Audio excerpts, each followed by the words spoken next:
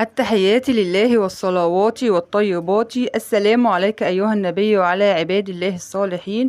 أشهد أن لا إله إلا الله وأشهد أن محمدا عبده ورسوله.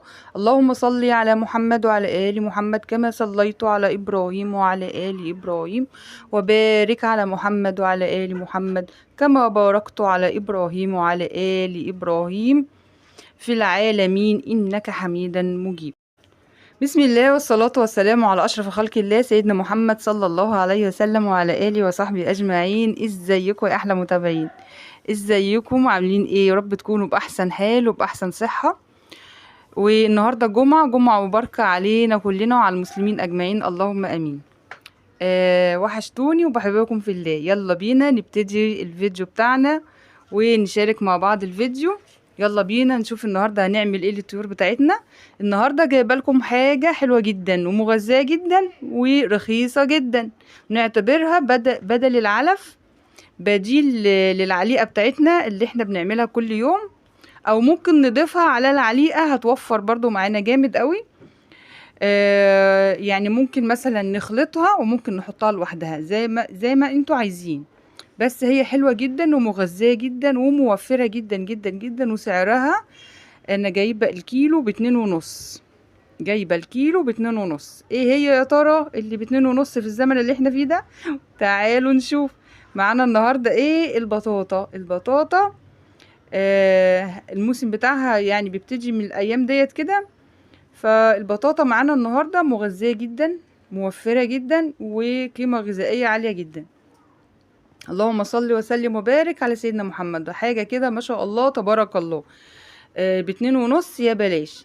سعر الذرة 15، وسعر الردة 15 جنيه، وسعر حتة الفول 27 جنيه، وسعر الأعلاف بتبتدي، الأعلاف الجاهز يعني بيبتدي من 25 جنيه وانت طالعة، يعني ممكن مثلا 25 27 28 لحد 28.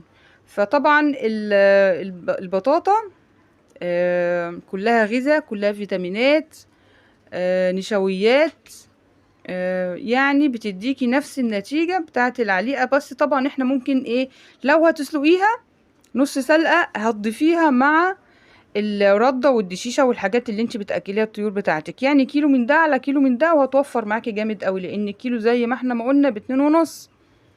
ب2.5. وتعالى بص ما شاء الله ارخص حاجة موجودة في السوق. بس طبعا هي مش سعرها ب2.5 مثلا انت هتروحي مثلا تجيبيها لولادك ب2.5، لا. أنا بتكلمش كلام طبعا، اذا كان اللي بيتكلم مجنون فالمستمع عاقل. طبعا هي سعرها 10 جنيه معروف، و12 كمان. يعني في اسواق بتبيعها ب12 وفي اسواق بتبيعها ب10. لكن اللي ب2.5 ديت اللي هي بتبقى بايته عندهم بقالها يوم واتنين وتلاتة، فطبعا احنا بناخدها للطيور بتاعتنا. طبعا في ناس هتقولي ب2.5 يعني هيضربوا كف على كف. طب فطبعا انا ايه بوضح لكم الموضوع بالظبط، علشان ما تقولوش ايه انه مقدم بتكذب علينا. لا، مش بكذب عليكم. هي الراجل، انا نزلت بالليل طبعا انتوا عارفين انا لما بحب اجيب حاجه رخيصه بنزل ايه اخر النهار او بالليل على الساعه مثلا 8 9 كده. بنزل السوق لما اكون عاوزه اجيب حاجه رخيصه، فاهميني؟ لان الصبح البياع بيبقى ماسك في حاجته ومعلي سعرها. فطبعا انا بنزل اخر النهار او على حسب السوق بتاعك. هو السوق عندك بيخلص العصر يبقى تنزلي ايه قبل العصر بشويه، بيخلص المغرب يبقى تنزلي قبل المغرب بشويه، بيخلص بالليل يبقى تنزلي مثلا 8 9 بالليل. تمام.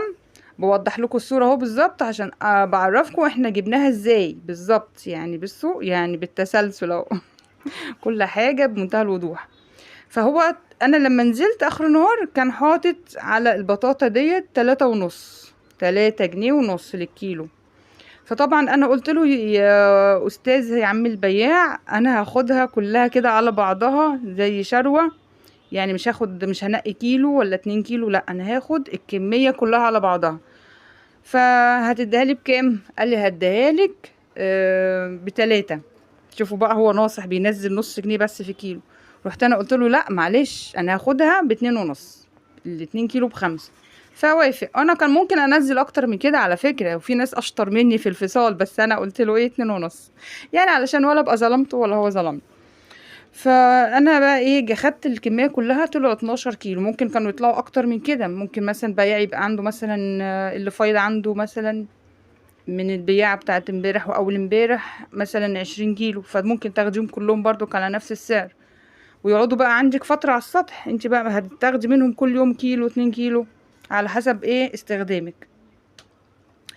المهم احنا خدنا منه 12 كيلو، خدتهم منه على 2.5، يبقى قطعوا معايا بالظبط 31 30 حاجة زي كده. فطبعا 30 جنيه يعني حق 2 كيلو ذرة او ردة. فزي ما بقولكوا البطاطا حلوة جدا ومغذية جدا، وجبناها اخيرا جبنا البطاطا، لان يعني بصراحة انا دخلت كذا فيديو كده لكذا قناة بتاعة طيور، وعمالين يقولوا بقى البطاطا البطاطا البطاطا البطاطا. فاخيرا جبنا البطاطا، واخيرا وليس اخيرا، يعني مش هتكون اخر مرة ان شاء الله. ايه رأيكم بقى في الفكرة ديت؟ حلوة جدا وموفرة ومغذية جدا. طبعا لو دخلنا على النت وشوفنا ايه فوائد البطاطا هنلاقيها فوائد كتيرة جدا. انا عارفة ان البطاطا مغذية للاطفال وحلوة قوي للاطفال، فزي ما هي حلوة للاطفال اكيد هتبقى حلوة للطيور. فاحنا بندور على الحاجة يعني ما تكونش حاجة بس رخيصة، لا، حاجة تكون كمان مغذية للطيور بتاعتنا. وان شاء الله كده الفيديو خلص، ومع السلامة، ونتقابل فيديو